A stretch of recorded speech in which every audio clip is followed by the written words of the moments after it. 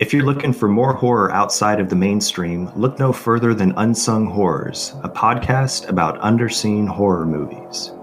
I'm Lance. And I'm Erica. Every other week, we'll cover a horror movie with fewer than 1,000 views on Letterboxd. We'll even give you double feature recommendations to pair with the movies we discuss. From gothic to shot on video, from slashers to comedies, from giallo to J-horror, we'll cover all the subgenres. So join us as we unearth these hidden gems of horror. Follow us on Instagram, Twitter, and Facebook, all at Unsung Horrors, available wherever you listen to podcasts. And part of the Someone's Favorite Productions podcast network. Do you love movies? So do I. What's up, y'all? It's KB, and I love movies. Inviting you to listen to The Conversation, a film podcast where passion meets perspective and opinion. From the old school to the new, I invite a guest on to discuss the movies that thrill us, challenge us, break our hearts, or even blow our minds. There's always new episodes dropping wherever you get your podcasts. So join the conversation. We don't just watch movies. We love talking about them too. The Conversation with KB Loves Movies, a part of Someone's Favorite Productions podcast network.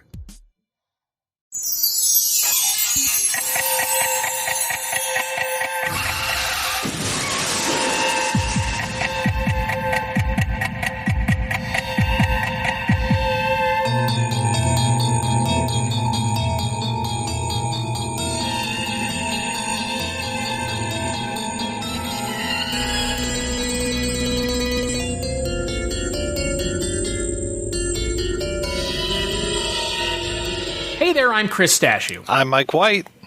And this is Father Malone. And we are the hosts of Dreams for Sale, a once-a-month look at The Twilight Zone 1985, or as Father Malone calls it, the only Twilight Zone worth watching other than the original.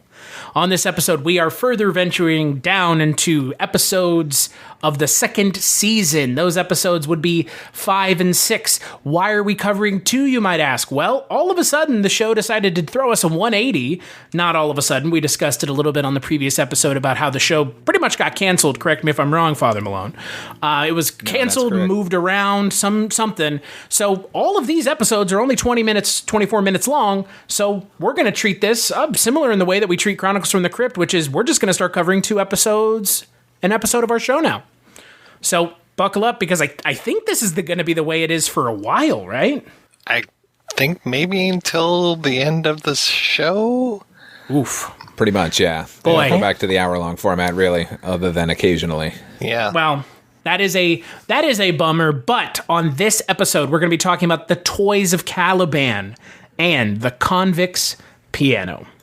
So the Toys of Caliban aired December 4th, 1986. This is directed by Thomas J. Wright, written by Terry Matz, and once again, George R.R. Martin. It stars Richard Mulligan, Anne Haney, and David Greenlee. And it is an episode about a mentally challenged boy who seems to be able to manifest items in front of him.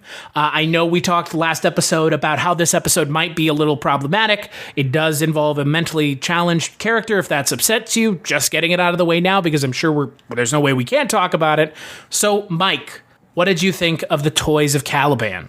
I mean, other than the way that the character was portrayed, which was slightly offensive, but not terrible, I actually like this. I like the idea of someone having a power that maybe wouldn't be able to use the power correctly. And I think it gets really nice and morbid towards the end of the episode. I really like how this thing ends up. I think it might have been nice if we stayed on the outside a little bit more, because there is a character who's an outsider that sees what's going on with Mulligan and his wife and the kid, and thinks that they're being horrible to this kid. I think if we came at it from her POV a little bit more, because we are right there with the family from the beginning, and so we're much more aware of what's going on than this side character is, and I think she should have been our foil for the story. But that's just my take on it. Father Malone. I'm going to echo that, actually, because at the point where she finally arrives at the house to investigate in person, I had the exact same thought. We should have been following her from the get-go, because like the scene in the hospital where, it looks like he's just the worst father on earth who's abusing his child. Like, we know he's not, but it would have been nice to have a bit of ambiguity about what is actually going on here for a Twilight Zone story. I agree with you on that. And, overall, I like this episode a lot as well. It reminded me quite a bit of It's a Good Life, the original Twilight Zone episode with Bill Mumy, who's like, everyone is scared because he can wish anything into existence. Oh, yeah. And they're they're at his mercy. But I felt that this was a pretty worthy update of that story because the unpredictability of the threat was a little better than that original episode of the Twilight Zone. I mean, overall, it seemed a little weird. I mean, I looked up their ages afterwards, and those two actors were only in their mid-50s, Richard Mulligan and what's her name? Anne Haney. Anne Haney. But I just remember thinking, like, Jesus Christ, they should be his grandparents.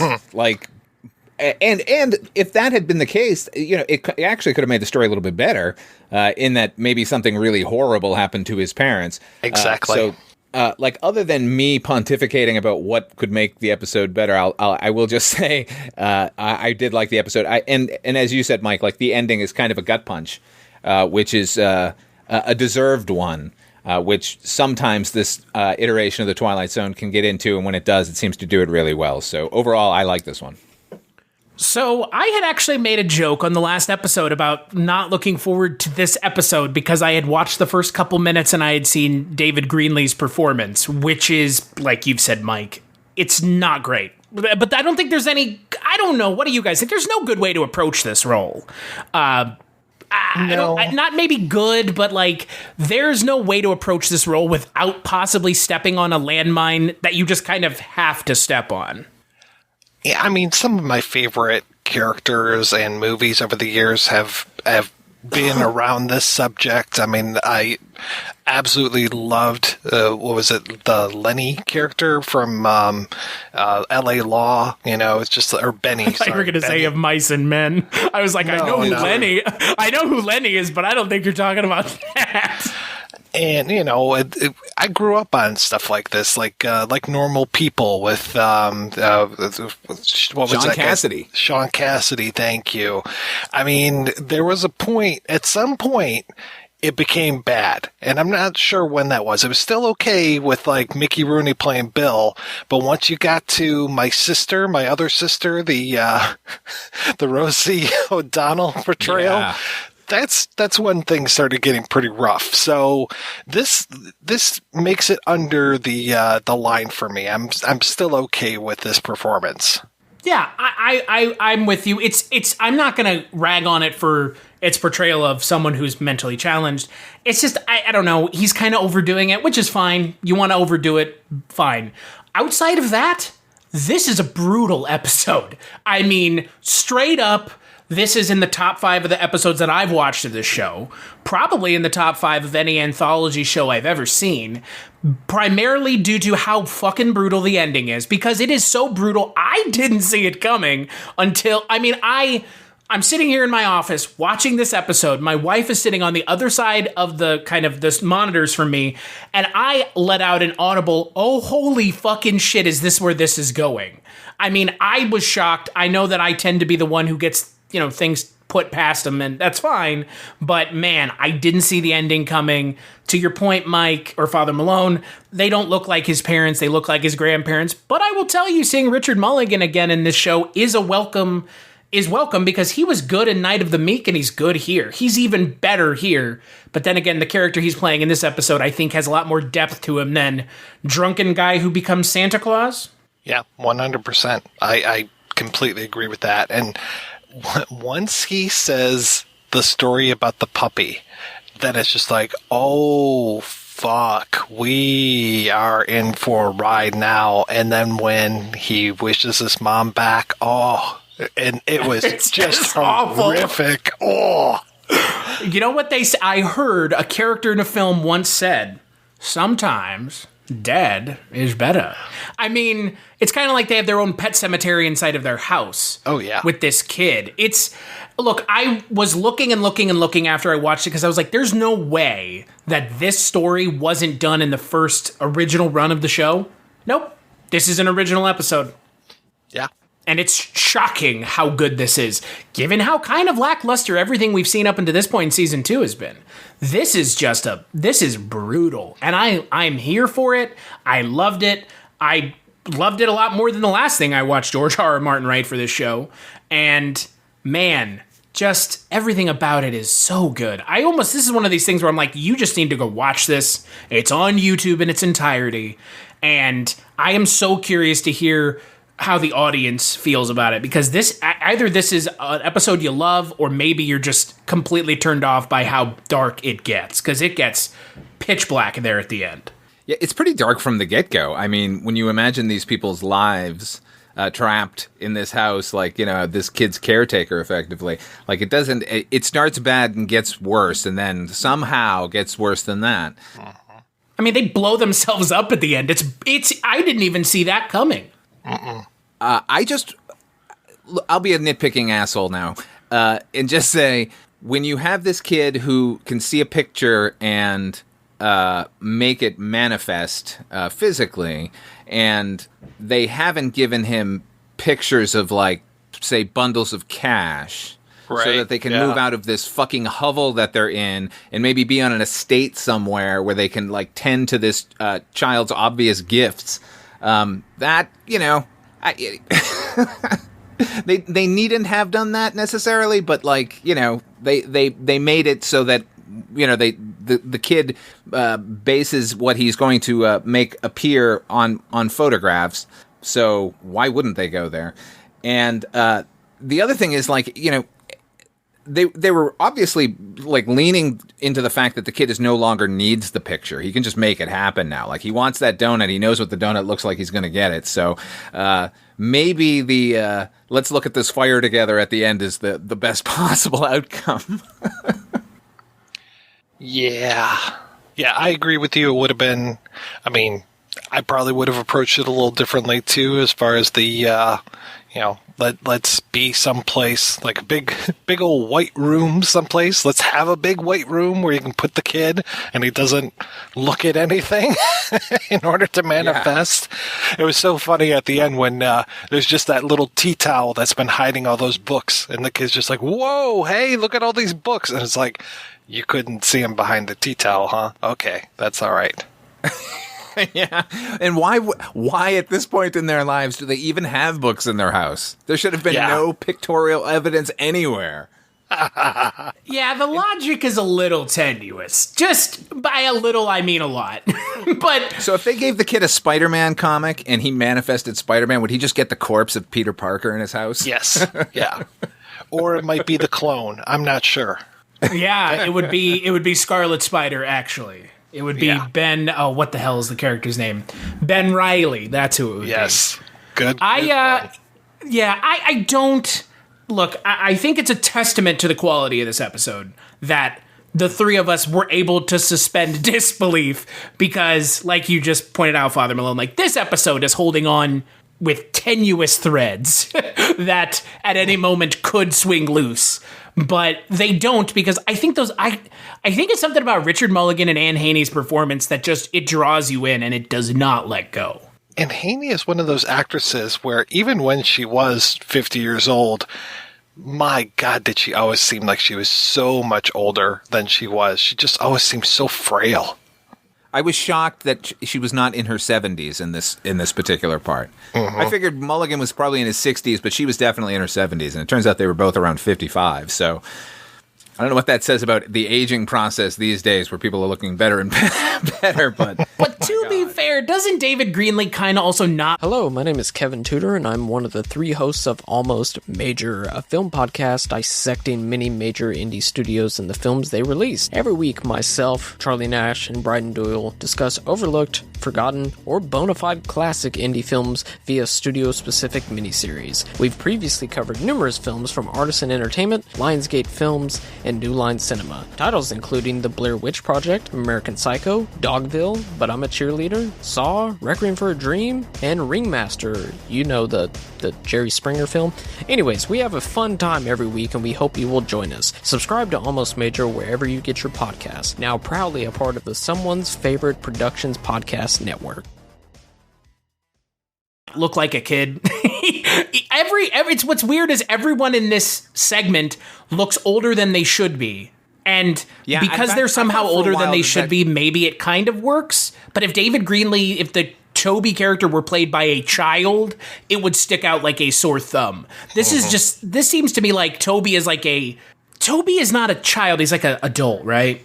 Yeah, That's he's what like and Child Protective Services would not show up for anyone over the age of 18. And that's what sort of clinched to me, because I kept going back and forth too. It's like, is this kid like in his 20s? Like, does that explain the age difference? Like, they've had him forever? Because the kid obviously seems like he's in his 20s. But no, they sort of specifically made him still a child. So I think having a child play the part probably would have been in the best interest of it instead of a 20-something actor. Yeah, I was getting very heavy Tom Cullen feelings from it. Laws, yes.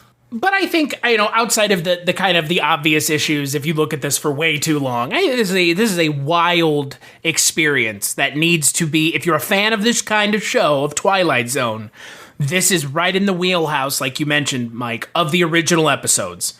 And not only is it in that wheelhouse, this story transcends time and space. As far as I'm concerned, you could watch this today, yesterday, 10 years from now. I think it still has that same gut punch it did in 86 when it initially aired. Yeah, and as nitpicky as I'm being, like I'm only able to do that in hindsight. It is the perfect length, just a bite-size morsel of a story. So those thoughts necessarily aren't necessarily going to enter your mind until long after. So overall, I think it's a huge win. So let's talk about the final segment of this episode, The Convict's Piano.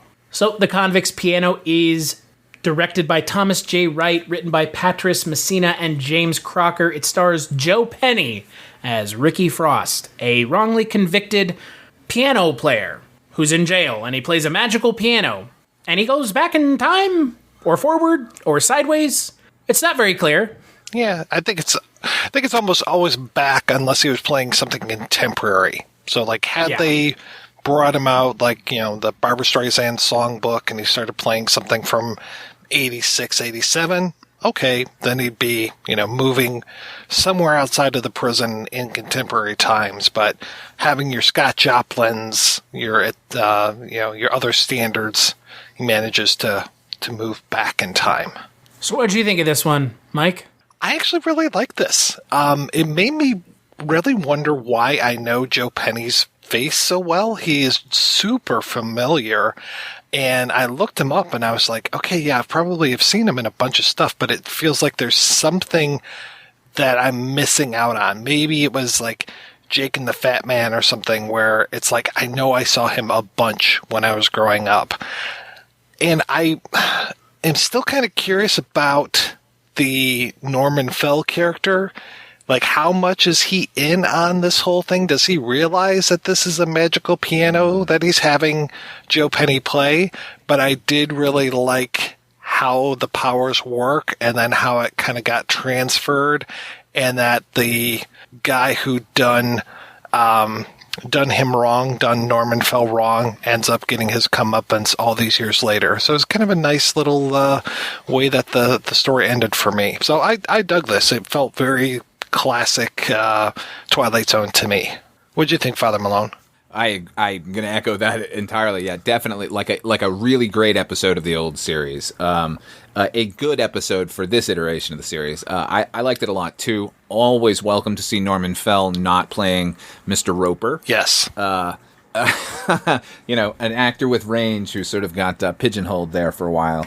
And I did like that conceit at the end when, because we're talking in the last episode, you didn't see that ending coming. I didn't see this ending coming. And I did find while I was watching the episode wondering, like, well, how is he going to do this? Because if he stops playing the piano, he's automatically going to be returned. So it not only did they come up with a clever way to keep him in that time, but as you said, Mike, they were able to sort of bring the B character's antagonist forward. So he can exact revenge on him. I think he'd do a little more than just punch the guy. I think that there would be a long, slow killing of that man. But I think overall, I really enjoyed the episode. It was, for the fact that it is in prison and has shanking and threats of violence in every direction. It actually felt like a more gentle episode of The Twilight Zone than we've seen in a while. I can see that. How about you, Chris? I have nothing bad to say about this episode, similarly to the last one for the most part. I mean, we did some minor nitpicking on that one, and I think we'll do some minor nitpicking on this one, but I'm shocked at how good this is, given how kind of basic the premise is. The premise is not doing anything particularly new or interesting. I feel like I've seen this in other shows with a, not maybe like with a piano, but it's one of those like, I'm brought back in time, and then I'm stuck here, and the other person goes back and takes my place. Like, we've seen that before in other things. But, like you mentioned, Mike, I don't know where I've seen Joe Penny from before. Almost nothing, apparently. When I looked at his IMDb, I couldn't pick out a single thing. He just has that look to him. He's great. It's an interesting premise. I think the twist at the end is good enough to withstand the rest of the episode, and I think it works. I like it. I don't know. There's not much wrong with it, frankly. It's just kind of it's what I would say is a nice little episode of this show. Uh-huh. It's not expected to do much. It's frankly not asked to do much. And it doesn't need to be successful. And yeah, I would think that Norman Fell at the end would probably slit that guy's throat. But, I mean, that's just me. And if it had been me seeing the guy who got me incarcerated, I would probably want to murder him. So given that guy's been in jail for God knows how long. So over 50 years, he says. Yeah. So, and that's just 50. I mean, it could be 50, yeah. I do wish Joe Penny had said, why don't you come and just play these notes with me? Right. so he could go back with them. But, other than that, a fine episode. I liked, movies since there have been movies and matchbooks have always been used as a little clue or a plot device or something. And it always bugs me. I don't know. It always feels sort of false and a little too easy in most cases. But I liked the idea that he used this sort of matchbook to prove that he had been in the past in this one. For some reason, that tickled me. Yeah, that was liked nice. It. Yeah, it's everything about this feels like Patras Messina knew kind of the pitfalls to navigate, because this could have fallen into just like maudlin saccharine bullshit with him talking about his girlfriend that was murdered that he didn't know about. They barely even touch on it. For all we know, the Joe Penny character could have murdered his girlfriend. We're made to believe that he didn't, but I mean, they could have delved into that and pulled some really just kind of like drawn out nonsense that benefited no one, especially not Joe Penny. But this episode moves at a pretty good clip too. He goes back in time, 3 or 4 times? Yeah. I think 3 altogether. Usually that's the magic number for these episodes, right? You go back once, you stop playing, okay, and then you go back again. He does the thing with the beer, drinks the beer, and he's like, oh, hey, all right, this is cool. And then he goes to wipe his mouth, and he's like, oh, fuck. Yeah. Yeah, at least 3 or 4. You're right. There might have been another time in there, but before he ended up getting the guy to play the piano for him, which he didn't even really think of. The guy was just such a blowhard, which I appreciated. Yeah, that's probably my favorite thing about this episode is the twist isn't the character moving the twist forward. It's another character just being like, I'm a dick, dude, and goodbye. Yeah. And it's like, that's great. Like, that's a perfect way, because that, as far as I'm concerned, that is Twilight Zone. If he had gotten him to play the piano, I don't know how you feel about this, Father Malone, that's Tales from the Crypt. It's that specific action you take to intentionally fuck someone over seems more Tales from the Crypt revenge based. This is like Twilight Zone has always been like, it's just the cosmic ether doing it, and it's just the way of the universe. And I love that, because that guy's just a dick. He just goes and sits down at the piano and he plays and he disappears, and no one even thinks anything of it. Dude just disappears. Like, okay, sure, why not? He's gone. Bye. Well, they were probably all happy he was gone. Mm-hmm. Well, that his girlfriend is, right? She's like, oh, he's gone. Whatever. Bye. Yeah. I do agree. You're right. If Joe Penny's character had been had conceived the plot to get this guy back and him remain there, then it definitely would have been more Tales from the Crypt. And so often in the Twilight Zone, you just said, Chris, the episodes, what's usually at work is just the cosmic forces working against you in the Twilight Zone.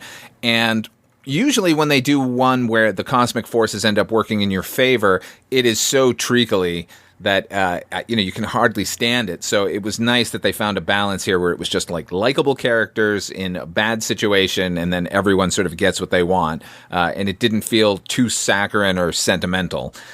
So yeah, a couple really good ones. My only complaint with this segment is, are we really meant to believe that Norman Fell would scare off some skinheads? Come on. Well, Red's been around the prison for... Oh, wait. Hold on. Yeah, right. Come on now.